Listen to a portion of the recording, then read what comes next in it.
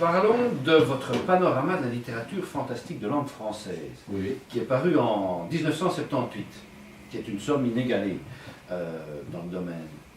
Pourquoi est-ce que vous vous êtes intéressé à un certain moment au fantastique et comment vous est venue l'idée d'écrire ce livre, cet essai? Mais je me suis intéressé au fantastique quand je suis rentré aux éditions Marabout en 1970-71. C'est que à ce moment-là, Marabout était en pleine mutation et on cherchait en tout cas pour ce qui concerne les ouvrages de fiction, on cherchait à trouver notre identité. Alors je m'étais aperçu que par rapport aux autres grandes maisons concurrentes, qui étaient le livre de poche, J'ai lu, Epifolio, qui venait de naître, ces maisons étaient souvent, et le sont encore, étaient l'émanation de groupes importants. Par exemple, le livre de poche était une maison appartenant à Hachette. Donc tous les livres qui paraissaient importants, intéressants, ou commerciaux, qui paraissaient chez Fayard, chez Grasset, chez Stock, allaient automatiquement au livre de poche. Et que lorsque moi je demandais un titre en réimpression, je n'avais droit qu'à des rogatons. Alors je me suis dit, mais au fond, on va se distinguer de la production française et on va aller dans les littératures dites de genre. Et alors, comme il y avait déjà chez Marabout les œuvres genrées qui marchaient bien, on avait publié Bram Stoker, on avait publié Dom Dracula, Frankenstein, Les Contes d'Edgar Poe, toute une série de grands classiques. Et puis les auteurs belges aussi, justement Thomas Owen et d'autres, et Marcel Thierry. Je me dis, mais au fond, je vais me distinguer en faisant une collection de fantastique. Et je voulais faire pareil pour la science-fiction, ce que j'ai fait, et pareil pour le policier. Mais le policier, là, André Gérard n'a pas voulu me suivre, pour une raison simple, c'est qu'il avait fait quelques expériences déjà dans ce domaine, auparavant, et qui avait tout échoué. Il avait lancé une collection juste après la guerre, qui était publié par les Anglais, qui s'appelait La Tour de Londres, qui avait été publié par Nicholson et Watson, ça avait été un échec. Il avait lancé une collection historique qui s'appelait Le Gibet, également chez Marabout. Donc et là, il avait fait Jerry Cotton aussi, qui était de l'espionnage. La plupart des expériences qu'il a fait dans ce domaine n'avaient pas donné. Et il m'a dit, ah non, pas de... Je l'ai regretté parce que il a fallu, quelques années près, c'était l'explosion du polar. À l'époque, il y avait la série noire, il y avait le Masque et le Fleuve, et puis on avait fait le tour. Hein. On a fait le tour des collections policières, il y avait quelques-unes comme ça sur le côté aussi, mais c'était pas bon. Aujourd'hui, il y en a 50, 100 sur le marché à l'époque. On aurait pu être précurseur également dans ce domaine. Donc je me suis à ce moment-là intéressé, je me suis focalisé sur le fantastique, mais le fantastique dans sa totalité, c'est-à-dire que je publiais aussi bien un fantastique littéraire, je ne sais pas, style André-Pierre de Mandillard ou Marcel Brion, qu'un fantastique plus populaire, plus grand public comme Robert Bloch ou des choses comme ça. Donc je me suis focalisé là-dessus et je me suis donc totalement investi là-dedans et j'ai commencé à étudier aussi l'histoire du genre, parce que je faisais des classiques et des nouveautés, des anglo-saxons et des auteurs qui n'étaient pas anglo-saxons, des français, des roumains, des flamands, etc. Donc je voulais faire un fantastique dans la variété, dans l'unité. C'était un peu ça mon slogan. Donc je me suis énormément informé, j'ai lu des choses, et puis je me suis aperçu qu'il n'y avait quasiment rien sur le genre, il n'y avait pas d'essais, il y avait quelques livres qui existaient ça et là, mais ils n'étaient pas très... Donc je me suis dit, je vais m'intéresser moi-même à l'histoire et à mettre tout ça au fond en perspective. Montrer que ça ne démarrait pas n'importe comment, que tout ça... Et alors j'ai fait ce livre quand j'ai quitté Marabout en fait. Donc j'ai quitté en 77. Et pendant l'année qui a suivi, je me suis consacré uniquement j'avais été voir l'éditeur Stock à l'époque qui était tout à fait désireux de faire ça. Et c'est comme ça qu'est arrivé ce travail que j'ai remis à jour quelques années après, parce que le livre a reparu une première fois à la Renaissance du livre ici à Bruxelles, et puis, ou à Tournai, je ne sais plus, et puis est reparu dans la collection de poche La Petite Vermillon à Paris. Donc j'ai fait chaque fois des mises à jour, donc peut-être qu'il en faudrait.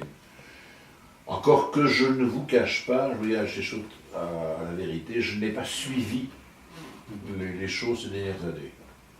Je les ai suivis pour la Belgique, puisque j'ai fait entre-temps un petit livre sur le fantastique en Belgique, donc je sais les auteurs qui ont émergé. Et justement,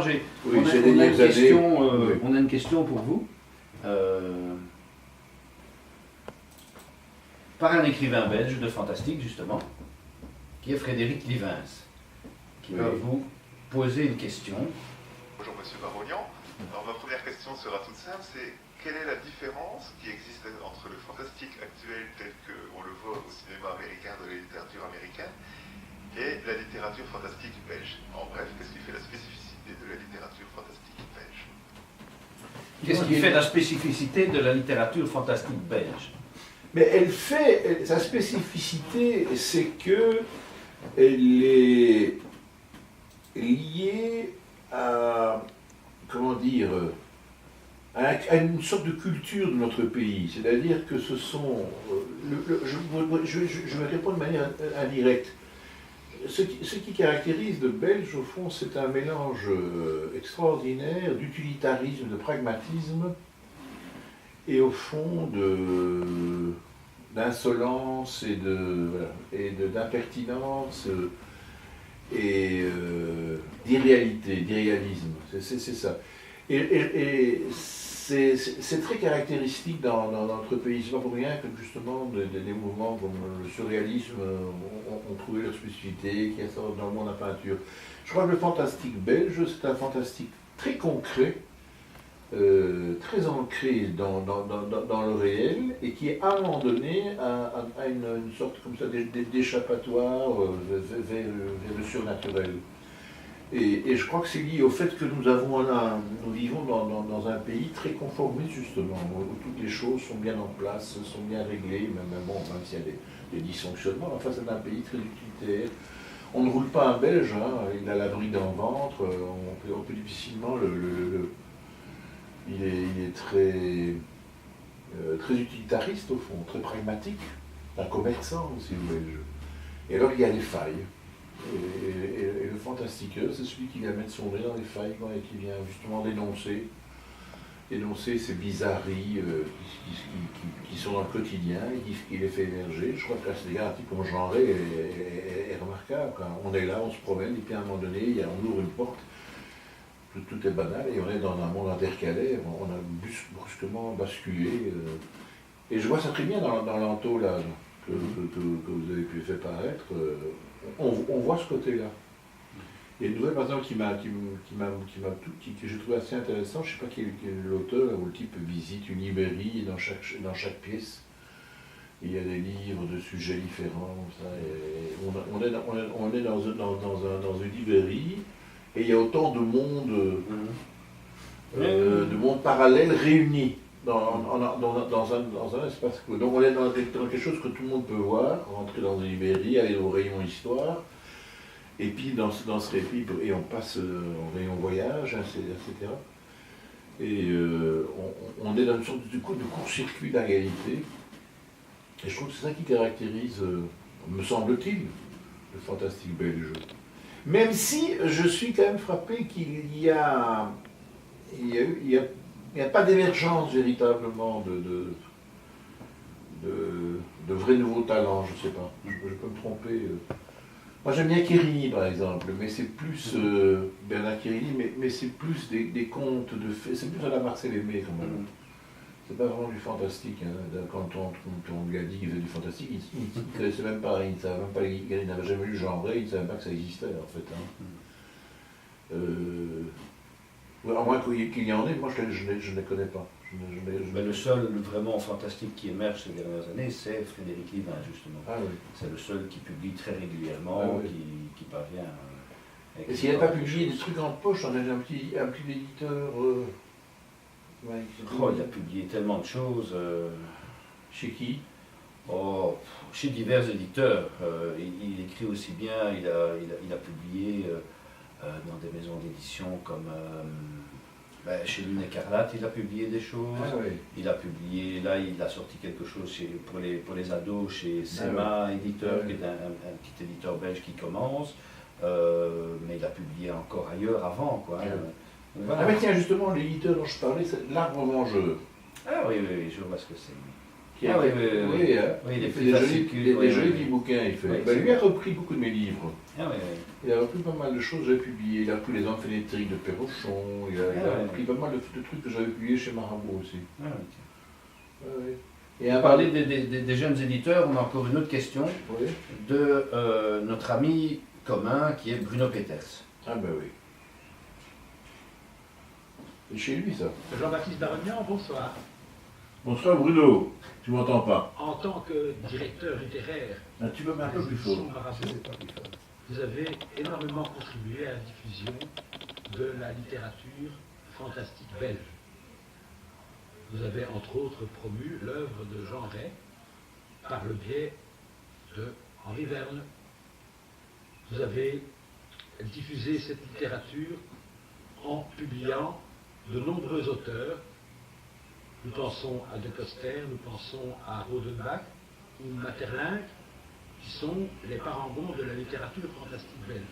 Plus tard, viennent alors Jean Mulot, bien sûr, ou Marcel Thierry. Vous avez également écrit le panorama de la littérature fantastique de langue française, dans lequel un important chapitre est consacré à la Belgique. Il y a également votre anthologie sur la Belgique fantastique. Ma question sera celle-ci. Où en est actuellement la littérature fantastique belge? Avons-nous encore d'importants auteurs contemporains? Oui, j'en suis certain. La tradition se poursuit-elle? Dites-nous. Mais justement, là, je suis embarrassé, parce que je te disais tout à l'heure, je ne suis pas, du verbe suivre. Je n'ai pas suivi ces dernières années l'évolution, je me suis un peu éloigné de ça, m'intéressant davantage au polar, la littérature policière, où il y a une effervescence extraordinaire en Belgique, comme tu le sais maintenant, Barbara Abel, Paul Collis, Patrick Delpertange, enfin, il y en a plein, Kate Milly, Alain Berenbaum, enfin, il y a une extraordinaire effervescence. Je ne vois pas ça en fantastique, je peux me tromper. Non, c'est juste. Donc je suis étonné, donc, il y a vraiment une ébullition, hein, parce que moi, j'appartiens à la génération qui précède, de ma petite époque, je dirais, il y avait André-Paul Duchâteau et moi, on avait fait le tour. Hein. Il y avait quelques auteurs comme ça qui tentent à publier un livre, mais ils n'avaient pas une œuvre comme celle que André-Paul et moi avons. Et aujourd'hui, il y en a. Donc, je dirais, mutatis mutandis, je ne vois pas ça dans le domaine fantastique. Il y a je citais à l'instant Bernard Querini, mais Querini fait plutôt des espèces de contes de fées pour adultes, ça va dans la grande tradition de Marcel Aimé ou de Buzzati. C'est pas vraiment du fantastique. Alors, de temps en temps, ça, il y a certains ouvrages qui émergent. Christopher Gérard a fait un livre qui s'appelle Vogue le sang ou le vampire. Ou La mélancolie du vampire, bon c'est un livre annuel. Alain d'Artevel, c'est plus de la SF. En tout cas, c'est la littérature plus apocalyptique que du fantastique. Je n'en vois pas vraiment. Mais en même temps, je suis désolé de le dire de manière aussi nette, je ne les connais pas. Hein. Je ne les connais pas, je n'ai pas suivi ce qu'ils font. Je sais que tu m'avais présenté un ou deux auteurs, tu en avais parlé là. Il y en a qui porte un drôle de nom, là, comment il s'appelle Michel Rosenberg peut-être. Alors Rosenberg, mais il n'a plus rien fait depuis plusieurs années. Il a fait coup sur coup 2, 3, 4. Très intéressant. Très intéressant, dans la grande tradition d'ailleurs. C'était bien foutu, bien fiché. D'ailleurs, j'ai même eu le privilège de préfacer un de ses livres, ou la réédition d'un de ses livres, je crois, le premier ou le deuxième.